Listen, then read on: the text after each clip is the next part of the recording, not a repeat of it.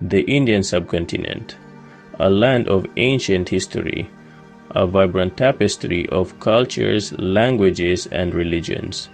For centuries, empires rose and fell, from the Indus Valley civilization to the Mughal era.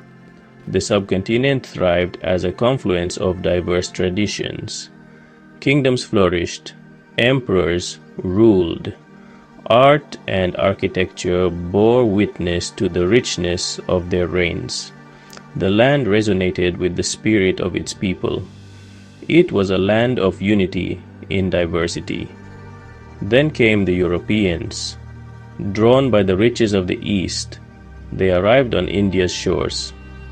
The Portuguese, the Dutch, the French all sought to establish their influence.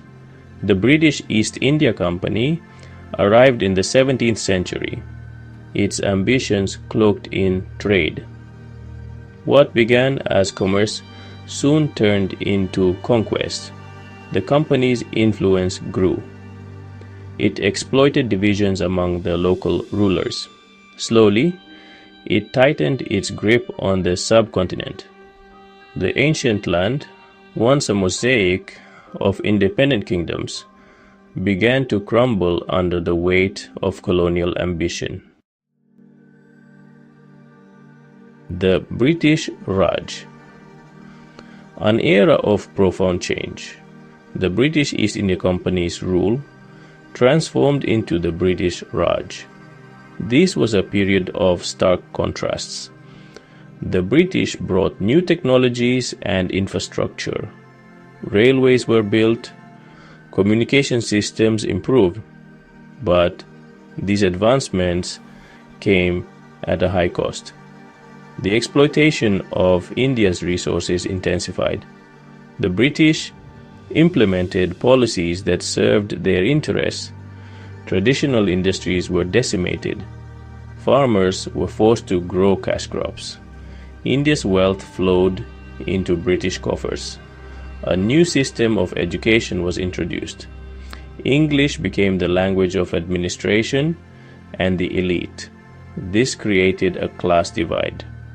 Westernized Indians found themselves at odds with their own culture. Resentment against British rule began to simmer. The seeds of nationalism were sown. The 20th century dawned. India's struggle for independence gained momentum. The Indian National Congress, founded in 1885, became the leading force for change. Leaders like Mahatma Gandhi emerged, advocating for non-violent resistance. Gandhi's message of satyagraha resonated with millions. He urged Indians to resist British rule to non-cooperation. Meanwhile, the Muslim community, once at the helm of powerful empires, grappled with its own identity under British rule.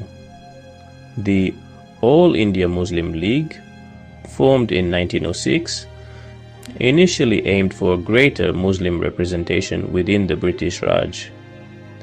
As the movement for independence gathered force, the League's demands shifted towards a separate Muslim state. The idea of Pakistan, a homeland for the Muslims of the subcontinent, began to take root. Partition, a nation divided, a people uprooted. 1947, a year etched in blood and tears. The British, weakened by World War II, decided to relinquish control of India. But the joy of independence was overshadowed by a heart-wrenching tragedy: partition. British India was divided along religious lines, creating two new nations, India and Pakistan. What followed was one of the largest mass migrations in human history. Millions of Hindus, Muslims, and Sikhs found themselves on the wrong side of the newly drawn borders. The fragile peace shattered. Communal Violence erupted on an unprecedented scale. Neighbors turned against neighbors. Friends became foes. The land ran red with the blood of innocents.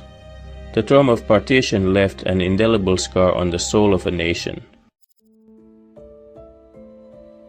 The birth of Bangladesh, from disparity to liberation. Pakistan, born out of the dream of a Muslim homeland, was geographically divided. East Pakistan, present-day Bangladesh, and West Pakistan were separated by thousands of miles of Indian territory. The two wings of Pakistan, though united by religion, were worlds apart in culture, language, and ethnicity. The Bengalis of East Pakistan felt marginalized. They faced economic and political discrimination. Their language, Bangla, was suppressed in favor of Urdu, the dominant language of West Pakistan. In 1971, tensions reached a boiling point.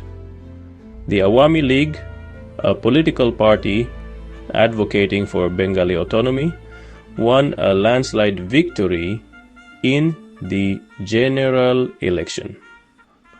West Pakistan refused to recognize the results. A brutal crackdown ensued. The people of East Pakistan rose up in armed resistance. The Bangladesh Liberation War had begun. India intervened in support of Bangladesh.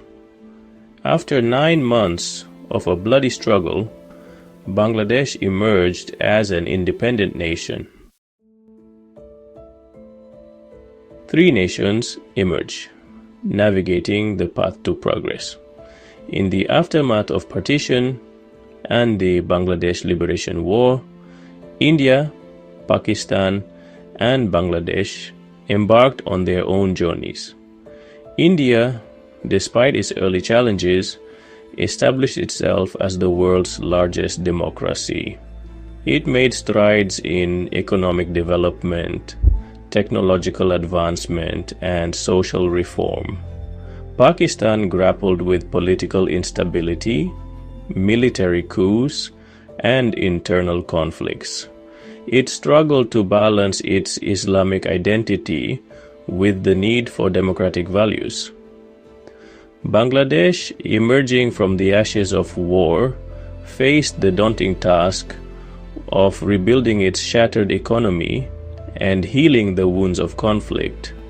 It has made remarkable progress in poverty reduction, human development, and disaster preparedness. Shared histories, fragile futures, relationships, and reflections.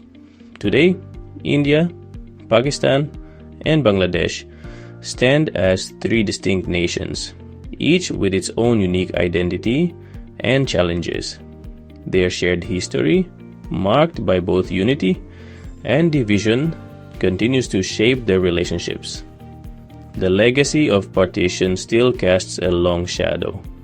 Border disputes, terrorism, and political mistrust remain obstacles to lasting peace. Yet amidst these complexities, there are glimmers of hope. People-to-people contacts are increasing. Cultural exchanges are fostering understanding. Economic cooperation is gaining momentum.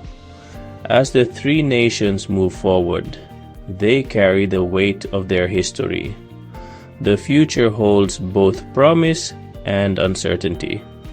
It is a future that will be shaped by their choices. The hope for peace, reconciliation, and shared prosperity in the region remains.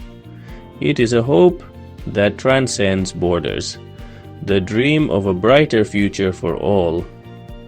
If you enjoyed this video, please like it, share your thoughts in the comments below, and share it with your friends and loved ones. Don't forget to subscribe to my YouTube channel and follow me on my other social platforms using the links below.